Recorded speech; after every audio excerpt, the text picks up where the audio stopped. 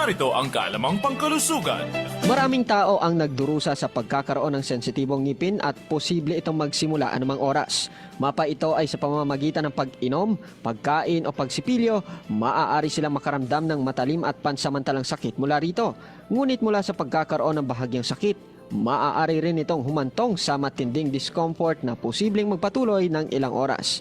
Kadalasan, ang pangingilo ng ngipin ay buhat ng sensitibong ngipin. Karaniwang natitrigger ang mga ito ng mga pagkain o inumin na mainit, malamig, matamis o kaya naman ay maaasim. Dahil dito, minsan ang simpleng paghinga ng nakabuka ang bibig ay maaari na magdulot ng pananakit.